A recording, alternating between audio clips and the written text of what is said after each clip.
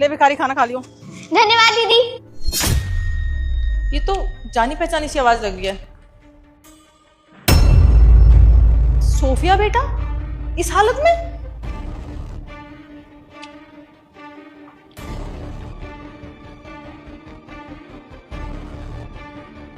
बेटा बहुत तेज भूख लगी थी। हाँ दीदी, कल से कुछ खाया नहीं है। पर तुमने कल से कुछ क्यों नहीं खाया? मतलब तुम्हारा घर नहीं है क्या? और इतनी ठंड में तुम यहाँ पे लेटी हो इस हालत में? दीदी ठंड तो लगती है, बस क्या करूँ, मजबूरी है। लेकिन बेटा ऐसी भी क्या मजबूरी, जब मम्मी पापा है तो तुम घर जाओ ना, उनके साथ रहो, वो तुम्हारा ध्यान रखेंगे। अरे नहीं नहीं दीदी, मम्मी पापा तो हैं, बहुत लंबी कहानी है, आप जानकर क्या ही करोगी। बेटा प्लीज मुझे बताओ, मुझे तुम्हें इस हालत में देख के बिल्कुल अच्छा नहीं लग रहा। अभी तुम्हारी उम्र ही क्या है, कितनी छोटी सी जान हो तुम, और ऐसे रोड पे।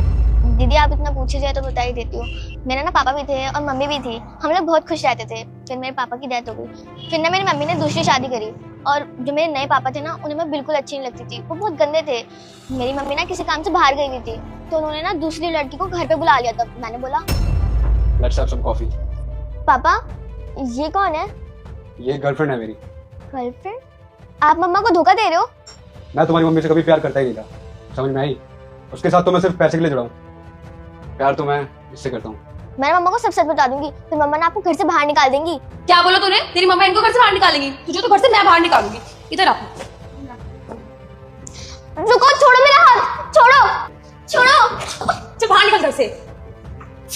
तो बस उन्होंने मुझे घर से बाहर निकाल दिया, इसलिए मैं यहाँ रहती हूँ। कोई आके खाना दे जाता है तो मैं खा लेती हूँ, नहीं तो पूरे दिन भूखा ही रहना पड़ता है। रुक जा मेरे बेटे, मुझे पता है कि तुम बहुत मेहनत करते हो, लेकिन फिर भी तुम जो चाहते हो वह नहीं मिलता। बेटा मैं तुझे आशीर्वाद देती हूँ कि अगले शनिवार से पहले तेरी एक मन की इच्छा अवश्य पूरी होगी। और अगर तू मेरा सच्चा भक्त है तो इस भले इंसान की वीडियो को लाइक सब्सक्राइब करके जाना। तथास्तु मेरे बेटे। तो बेटा आपने अपनी मम्मी को सब कुछ बताने का ट्राई नहीं करा, कॉल करने का या फिर कुछ भी ऐसा? नहीं दीदी, मैंने बताने की तो बहुत कोशिश करी थी, लेकिन जब तक बहुत देर हो चुकी थी, उन्होंने मुझे घर से निकाल दिया था। मैं चाहती हूँ कि मुझे मेरी मम्मी दोबारा मिल जाए, फिर मैं उनके साथ ही रहूंगी। और दीदी अब तो मैं कुछ कर भी नहीं सकती, और ना ही मेरे पास फोन है, ना ही मुझे मम्मी का नंबर पता। मम्मी किसी काम से बाहर गए हुए हैं ना, इस वजह से। अच्छा तो आप चाहते हो आपकी मम्मी वापस आ जाए? अगर आपकी मम्मी वापस आ जाएगी सब कुछ ठीक हो जाएगा ना? हाँ दीदी, सब कुछ ठीक हो जाएगा, और मुझे ना बहुत खुशी भी होगी कि मेरी मम्मी वापस आ गई। फिर मैं उन्हें सब सच बता दूंगी। बेटा कुछ भी सच बताने की जरूरत नहीं है, आपकी मम्मा ने सब कुछ सुन लिया। और अब तुम्हें ऐसे रोड पे सोने की जरूरत नहीं है। मुझे तो यकीन ही नहीं होता कि चिराग ने तुम्हारे साथ ऐसा किया। लेकिन बेटा तुमने मुझे पहले क्यों नहीं बताया? तुम्हारे साथ इतना सब कुछ हो गया। मम्मी जब आपने शादी की थी तो मैंने आपसे बोला था कि ये अच्छे अंकल नहीं है, लेकिन आपने मेरी नहीं सुनी, और देखो आज क्या हो गया। सॉरी बेटा, मैंने तुम्हारी बात नहीं सुनी, उसके लिए मुझे माफ कर देना।